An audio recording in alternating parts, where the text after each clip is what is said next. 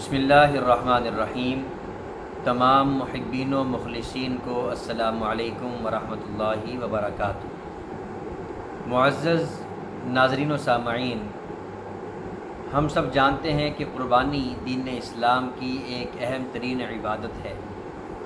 ہر سال لاکھوں مسلمان اس فریضے کو سر انجام دیتے ہیں اور اپنے جد امجد ابراہیم خلیل اللہ علیہ السلام کی سنت پر عمل کرتے ہوئے لاکھوں جانوروں کو اللہ کے نام پر اس کی رضا اور خوشنودی کے حصول کے لیے ذبح کرتے ہیں۔ میرے دوستو، قربانی بندے کی طرف سے اللہ کے ساتھ عشق و محبت کے اظہار کا ایک انداز ہے۔ ہونا تو یہ چاہیے تھا کہ اللہ کی محبت اور اس کے عشق میں فنا ہو کر انسان اپنی ذات کی قربانی پیش کرتا، جیسا کہ قربانی کا بنیادی فلسفہ بھی ہے کہ اپنے آپ کو اللہ کے نام پر قربان کر دیتا۔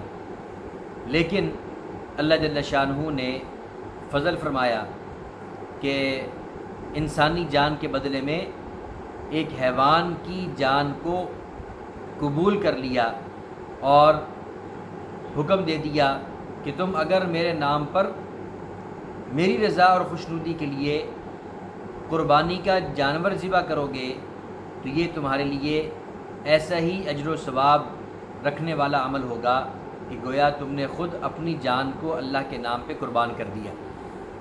میرے دوستو، ہر وہ شخص جس کو اللہ جل شانہ نے مالی وسعت عطا کی ہے، وہ اس فریضے کی ادائیگی کو اپنے لیے فخر جانتا ہے، اور بہت ہی بد نصیب ہے وہ شخص جو مالی وسعت رکھنے کے باوجود قربانی جیسے عظیم عمل اور عظیم فریضے سے غافل رہے اور اس کو ادا نہ کرے۔ میرے دوستو، قربانی کا سلسلہ آدم علیہ السلام کے زمانے سے ہی چلا آ رہا ہے۔ یہ کوئی نئی عبادت یا نئی چیز نہیں ہے، بلکہ قرآن ہمیں بتاتا ہے کہ آدم علیہ السلام کے دو بیٹے حابیل اور قابیل، انہوں نے اللہ کے نام پر قربانی پیش کی۔ حابیل نے خوبصورت اور موٹا تازہ دمبا اللہ کے نام پر قربانی کے لیے پیش کیا، اور قابیل نے اپنی کھیتی میں سے غلے اور اناج کی صورت میں قربانی اللہ کے نام پر پیش کی۔ اور ہم یہ بھی جانتے ہیں کہ اس زمانے میں قربانی کی قبولیت کا انداز یہ تھا کہ آسمان سے ایک آگ آ کر قربانی کو کھا جاتی تھی۔ چنانچہ ایسا ہی ہوا، کھلے میدان میں مینڈے کو بھی رکھ دیا گیا، اور غلہ اور اناج جو قابیل کی طرف سے پیش کیا گیا تھا اس کو بھی رکھ دیا گیا۔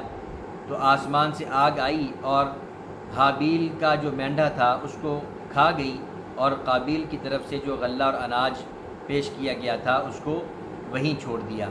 یعنی قابیل کی قربانی اللہ نے قبول نہیں کی اور حابیل کی قربانی کو قبول کر لیا۔ تو اس سے یہ پتہ چلا کہ قربانی کا یہ سلسلہ آدم علیہ السلام کے زمانے سے ہی چلا آ رہا ہے۔ آدم علیہ السلام کے زمانے سے لے کر حضور نبی کریم صلی اللہ علیہ وآلہ وسلم کے مبارک زمانے تک مختلف صورتوں اور مختلف طریقوں سے یہ فریضہ تقریباً ہر امت میں باقی رہا، اور اللہ جل شانہ نے امت محمدیہ علی صاحب الصلاۃ والسلام کو قربانی کا ایک خوبصورت اور عظیم الشان طریقہ عطا فرمایا کہ ہم جانور ذبح کر کے اللہ کے نام پر قربانی پیش کرتے ہیں، اور یہی ابراہیم علیہ السلام کی سنت ہے۔ قربانی کی عبادت جو ہے، اس کے احادیث میں بے شمار فضائل حضور علیہ السلام نے بیان فرمائے۔ زید بن ارقم رضی اللہ تعالی عنہ کی حدیث مبارکہ مشہور و معروف ہے کہ صحابہ اکرام نے حضور علیہ السلام سے پوچھا کہ یہ قربانیاں کیا ہیں، تو آپ علیہ السلام نے فرمایا کہ کہ یہ تمہارے باپ تمہارے جد امجد ابراہیم علیہ السلام کی سنت ہے۔ پھر صحابہ اکرام نے پوچھا کہ اس کا بدلہ کیا ہے، اس کا اجر کیا ہے؟ تو آپ علیہ السلام نے فرمایا کہ جانور کے ہر بال کے بدلے میں ایک نیکی ہے۔ پھر پوچھا کہ اون کا کیا حکم ہے؟ تو فرمایا کہ اون کے ہر بال کے بدلے میں بھی ایک نیکی ہے۔ اور اسی طرح ام المؤمنین سیدہ امی عائشہ صدیقہ رضی اللہ تعالی عنہ سے روایت ہے کہ حضور علیہ السلام نے ارشاد فرمایا کہ عید الاضحیٰ کے ایام میں جانور کا خون بہانے سے زیادہ محبوب عمل اللہ کے نزدیک اور کوئی نہیں ہے۔ اور پھر فرمایا کہ جانور کا خون زمین پر گرنے سے پہلے اللہ کے ہاں درجہ قبولیت کو پا لیتا ہے۔ اور اسی طرح ارشاد فرمایا کہ قربانی کرنے والا شخص اپنے قربانی کے جانور کے سینگوں، بالوں اور کھروں کو بھی قیامت کے دن اپنے ساتھ لے کر آئے گا۔ یعنی یہ معمولی سمجھی جانے والی اور حقیر سمجھی جانے والی چیزیں بھی قیامت کے دن قربانی کرنے والے کے اجر و ثواب میں اضافے کا سبب بنے گی۔ اور پھر فرمایا کہ قربانی کا جانور جب انسان ذبح کرتا ہے تو خون کا قطرہ زمین پر گرتے ہی انسان کے گناہ معاف کر دیے جاتے ہیں، جیسا کہ سیدہ فاطمہ الزہرا رضی اللہ تعالی عنہ سے متعلق حدیث مبارکہ موجود ہے کہ آپ علیہ السلام نے فرمایا کہ اے فاطمہ اٹھو اور اپنے قربانی کے جانور کو لے کر آؤ کہ اس کے خون کا پہلا قطرہ جب زمین پر گرے گا تو اللہ تمہارے پچھلے سارے گناہوں کو معاف کر دے گا۔ تو سیدہ فاطمہ الزہرا رضی اللہ تعالیٰ عنہ نے پوچھا کہ یا رسول اللہ صلی اللہ علیہ وسلم کہ یہ فضیلت کہ قربانی کے جانور کا خون اس کا پہلا قطرہ زمین پر گرتے ہی قربانی کرنے والے کے سارے پچھلے گناہ معاف کر دیے جاتے ہیں، یہ فضیلت صرف ہم اہل بیت کے لیے ہے یا سارے مسلمانوں کے لیے ہے؟ تو حضور علیہ السلام نے ارشاد فرمایا کہ یہ فضیلت ہمارے لیے بھی ہے اور سارے مسلمانوں کے لیے بھی ہے۔ یعنی اتنا بڑا اعزاز ہے کہ قربانی کے جانور کا خون اس کا پہلا قطرہ زمین پر گرتے ہی سابقہ زندگی کے سارے گناہوں کو معاف کر دیا جاتا ہے۔ تو اس سے حضور علیہ السلام کی نگاہ میں یعنی نگاہ نبوت میں قربانی کی فضیلت اور اہمیت بالکل واضح ہے۔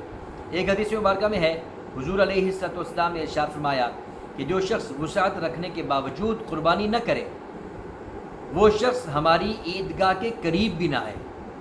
یعنی ایسے شخص کو عید کی نماز پڑھنے کا اور عید منانے کا کوئی حق نہیں ہے جسے اللہ نے وسعت دی ہے اور پھر بھی وہ قربانی نہیں کرتا۔ اس سے آپ اندازہ لگا لیں کہ قربانی وسعت ہونے کے باوجود نہ کرنا کتنا بڑا جرم ہے۔ اور حضرت انس رضی اللہ تعالیٰ عنہ فرماتے ہیں کہ حضور علیہ السلام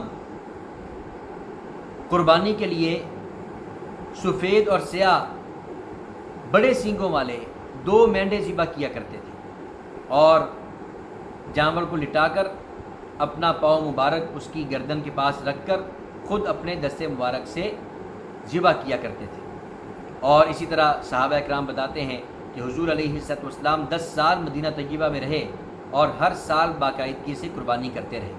اور حجۃ الوداع کے موقع پر حضور علیہ السلام نے 100 اونٹ اللہ کے نام پر قربان کیے، ان میں سے 63 اونٹوں کو خود اپنے دستے اقدس سے اللہ کے نام پر قربان کیا اور باقی 37 اونٹوں کے بارے میں حضرت علی شیر خدا رضی اللہ تعالی عنہ سے فرمایا کہ اے علی آپ ان اونٹوں کو اللہ کے نام پر قربان کیجیے۔ تو 63 اونٹ خود اپنے دستے مبارک سے قربان کیے اور باقی حضرت علی کے ذمہ لگائے۔ ان تمام احادیث سے اور ان واقعات سے قربانی کی اہمیت اور فضیلت اور اس کی عظمت کا پتہ چلتا ہے۔ ہمیں چاہیے کہ اگر اللہ نے ہمیں مالی وسعت عطا کی ہے تو ہم بھی اس فریضے کو خوشی کے ساتھ ادا کرنے والے بنیں۔ اللہ ہم سب کو سمجھنے کی اور عمل کی توفیق عطا فرمائے۔